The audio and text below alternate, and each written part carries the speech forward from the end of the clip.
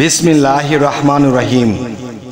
হে সমস্ত জগৎবাসী, আজ আমি শামীম আলী চিশতি আপনাদের সামনে যে আলোচনাটি নিয়ে হাজির হলাম, সে আলোচনাটি অবশ্যই যারা রুহানি জগতে, আত্মজগতে, সাধন জগতে, তরিকতের জগতে যারা আছেন তাদের জন্য এই কথাগুলো জানা এবং মানা অবশ্যই দরকার। অবশ্যই আমরা এই পৃথিবীতে জন্ম নিয়ে এসেছি, ছোটবেলা থেকে শুনি জাহান্নাম আছে, দোজখ আছে, জান্নাত আছে, বেহেশত আছে। আসলে কিন্তু শুনেই এসেছি, কখনো কিন্তু বেহেশত দেখিনি, কখনো কিন্তু জাহান্নাম দেখিনি। তবে আজকের আলোচনায় জাহান্নাম এবং জান্নাত বা বেহেশত এটা প্রকাশ্যে আমরা কিভাবে বুঝে নেব, আর যদি বুঝতে পারি তাহলে আমাদের চোখের সামনে বেশি উঠবে আর আমরা সেটা দেখে নেব এবং প্রখ্যাত জ্ঞানীর কাতারে আমরা চলে যাব ইনশাআল্লাহ। অবশ্যই কথাগুলো খেয়াল করে শুনবেন। যেমন মুসলমান শাস্ত্রের মধ্যে একটা কথা বলা হয়েছে যে দোজখ এবং বেহেশত। যেমন হিন্দু শাস্ত্রে বলা হয়েছে স্বর্গ এবং নরক। নরক কি? কষ্ট, এবং যাকে জাহান্নাম বা খুব কষ্টের স্থানকে নরক বলা হয়, এবং যাহাকে বলা হয় স্বর্গ, সেখানে সুখের শেষ নেই, শান্তি আর শান্তি। তাহলে আমাদের মধ্যে বলা হয় বেহেশত। বেহেশত শব্দের অর্থ কি? শান্তি আর শান্তি। তাহলে জাহান্নাম কষ্ট আর কষ্ট, অশান্তি। তাহলে জিনিস মূলত একটি, কিন্তু আজকে যে আলোচনাটি করব যে মুসলমানের মধ্যে বলা হয়েছে দোজখ বেহেশতের কথা, কিন্তু হিন্দু শাস্ত্রের মধ্যে নরক এবং দেখা যায় যে নরক এবং স্বর্গ। তো এই জিনিসটি আমরা মিলাবো এবং দেখব যে আসলে নরক বেহেশত বা বেহেশত আর দোজখ যে কি একই সাথে নাকি দূরে, দেখতে কেমন, সেখানে কি ধরনের সাজা হচ্ছে, কিভাবে কি হচ্ছে, সেটা কি অল্প দিন না দীর্ঘদিন। যে হিন্দু শাস্ত্রের মধ্যে একটা কথা বলা হয়েছে 84 লক্ষ যোনি ভ্রমণ করে এলাম মানব কোলে। 84 লক্ষ যোনি ভ্রমণ করে মানব কোলে যে এসেছি, এটার মূল বিষয়টা যদি আমরা বুঝতে চাই তাহলে আমরা অবশ্যই আমাদের চোখে বেশি উঠবে, জ্ঞানে ধরে যাবে যে আসলে এই বিষয়গুলো। তো আজকের আলোচনা হবে কি, যে একটা পাপী মানুষ যখন সে জাহান্নামে চলে যাবে কিংবা সে নরকে চলে যাবে, তাহলে সেই আমাদের হাদিসে আবার কি বলেছে, যে আমাদের হাদিসে এই কথাগুলো বলেছে যে যারা জাহান্নামী হবে, দোজখী হবে, সেই দোজখের মধ্যে মানুষের স্রোতে ফেলা হবে না। এটা কিন্তু আমাদের হাদিসে বলেছে, মানুষের স্রোতে ফেলা হবে না সেই দোজখে, সেখানে ফেলা হবে বিভিন্ন পশু রূপে। এতটুকু কিন্তু মুসলমানের হাদিসে বা মুসলমানের গ্রন্থে এতটুকুই বলা শেষ। আর হিন্দু শাস্ত্রে তার প্রমাণ দেব, সেটি হলো কি, একজন মানুষ যখন পাপের সীমা, সমস্ত পাপের সীমা যখন লঙ্ঘন করে ফেলে, তখন তার ঠিকানা প্রথম স্তর কোন পশু দিয়ে কিংবা কোন প্রাণী দিয়ে সে ঢুকবে, এবং 84 লক্ষ বার জন্ম মৃত্যুর পরে সে আবার মানব কুলে আসবে, এবং মানব কুলে আসলে পরে সে আবার কোন মানুষ দিয়ে বা কোন প্রাণী দিয়ে সে আবার মানব জন্মে ফিরে আসবে। সেটি হলো, দেখুন, এই কথাটা কিন্তু সকল স্তরের লোকেদের জন্য নয়, যারা জাহান্নামী, যারা নরকবাসী, তাদের জন্য আজকের এই কথা। যে আসলে এই জিনিসগুলো যদি মিলাতে যাই তাহলে দেখা গেছে 84 লক্ষ বার জন্ম মৃত্যু। দেখেন, এক একটা জন্মে কিন্তু মানুষ, দেখা যায় একটা গাছ, তারও কিন্তু প্রাণ আছে, সে গাছ কিন্তু 4000, 5000 বছর পর্যন্ত বেঁচে থাকে। হয়তো আমাদের দেশে যদি নাও দেখি, তবু কিন্তু সেটি আফ্রিকার জঙ্গলেও কিন্তু পুরনো গাছ আছে যা 5 বছর 7 বছর ধরে বেঁচে আছে। সে রোদে শুকছে এবং বৃষ্টিতে ভিজছে, রাতের নিশি পোহাচ্ছে, তাহলে সে কিন্তু একই জায়গায় দাঁড়িয়ে সে কাটাচ্ছে। দেখেন, আপনি আমরা আদম জাতি, আমাদেরকে যদি একটা ঘরের মধ্যে 5 দিন আটকে রাখে, তাহলে কিন্তু আমরা ফাপড় হয়ে যাব, এখানে আমাদের ভালো লাগবে না। আর সেই গাছটি একই জায়গায় 5-7 হাজার বছর সেখানে একই জায়গায় দাঁড়িয়ে সেই রোদের এবং বৃষ্টির সেই কষ্টগুলো সইছে, একই জায়গায় দাঁড়িয়ে আছে।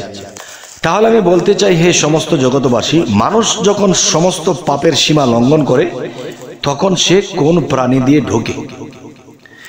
দেখুন, সেই প্রাণীটি ঢুকে দেখবেন সবচেয়ে নিকৃষ্ট প্রাণী, সবচেয়ে নিকৃষ্ট যে বিষয়টি, সেটি হলো পাথর। সেই পাথর পানির নিচে হাঁটে, সেই পাথরের কিন্তু প্রাণ আছে। এখন বলতে পারেন পাথর তো পাথরই না, পাথরেরও প্রাণ আছে। সেটি কেমন দেখেন, একটা বিন্দু পরিমাণ একটা পাথর, সেই পাথরটি কিন্তু দিন দিন বড় হয়, বড় হতে হতে অনেক বড় হয়।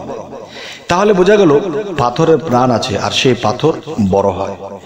তাহলে মানুষ যখন নিকৃষ্ট সমস্ত পাপের সীমা লঙ্ঘন করে ফেলবে, তখন সে পাথরে জন্ম নেবে, আর সে পাথরের মধ্যে কত হাজার হাজার বৎসর কাটাবে। এরপরে সে, এই শুরুটা আমি বলেছি, কিন্তু 18,000 মাকলুকাত যে সে বাইবে, সে 18,000 মাকলুকাতের নাম আমার কি বলা সম্ভব? তবে শুরুটা যেটা, এটা আমি বলেছি। এরপরে পানির নিচে যত প্রাণী আছে সমস্ত প্রাণীদেরকে সে বাইবে, সমস্ত প্রাণীতে জন্ম নেবে এবং মৃত্যুবরণ করবে। পানির নিচে এমনও প্রাণী আছে যে 1000 বছর বাঁচে, আর সে এরকম হাজার হাজার বছর সেই পানির জীবনে কাটিয়েছে, কোটি কোটি বৎসর চলে গেছে। এরপর সেই প্রাণীটি যখন আবার উপরে আসবে, তখন উপরে আছে কি? উপরে পানির কোলে উপরে আছে বাঘ, ভাল্লুক, ঘোড়া, হাতি, বিভিন্ন প্রাণীতে বাঁচবে। এর আগে যদি আল্লাহর হিসেবে পড়ে, তাহলে সেই প্রাণীটি গাছের জীবনও কাটাবে। এরপরে চলে গেল উড়ন্ত পাখি, যেমন পানির তলায় গেল, পানির মধ্যে বাসন্ত গেল এবং গাছের মধ্যে গেল। এরপরে কি, বিভিন্ন প্রাণী জগতে তার আসতে হলো। এক প্রাণী আরেক প্রাণীকে ছিঁড়িবিড়ে খাচ্ছে, সেই পানির মধ্যে এক মাছ আরেক মাছকে চাবিয়ে খাচ্ছে।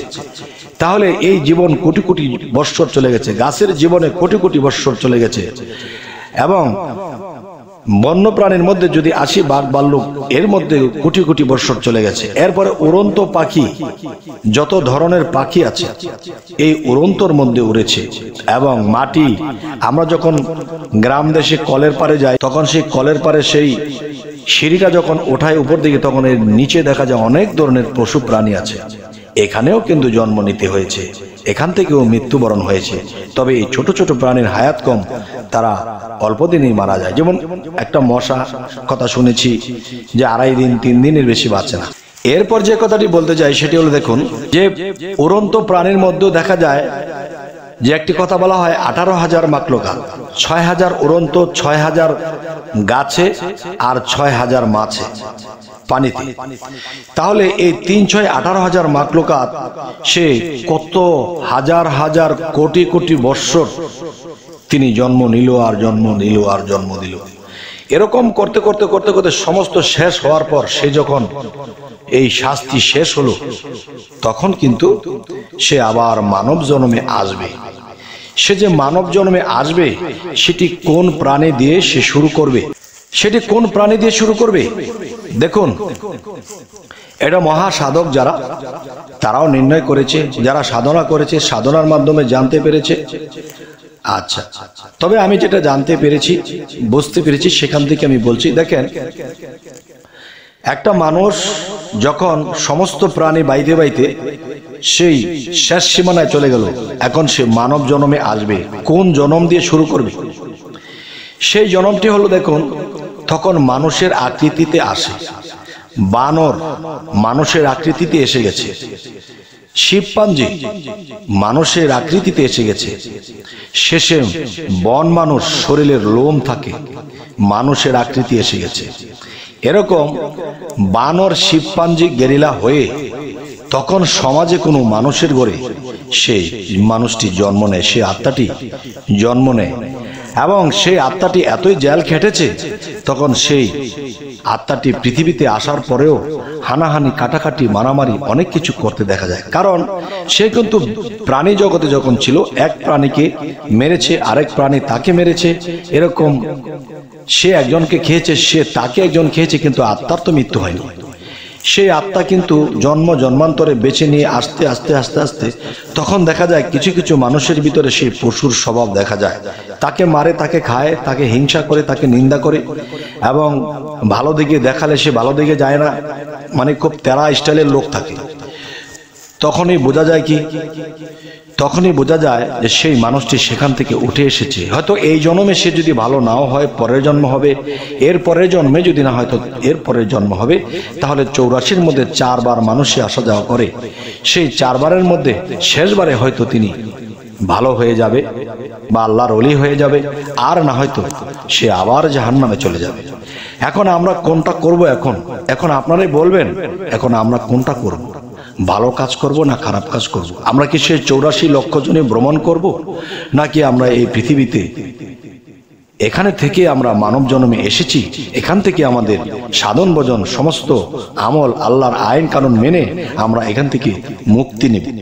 আজকের আলোচনাটি এই জন্যই করলাম যে এখন আমরা কি মুক্তি নেব নাকি আমরা সেই খারাপটা করব? যদি আজকের আলোচনায় কেউ বুঝে থাকেন যে না, আমাদের আর খারাপ করা যাবে না, এখন আল্লাহর আইনে, আল্লাহর প্রেমে, আল্লাহর ভক্তিতে, আল্লাহর শক্তিতে আমরা শক্তিমান হব, তখন আমরা মুক্তির দরজায় চলে যেতে পারবো।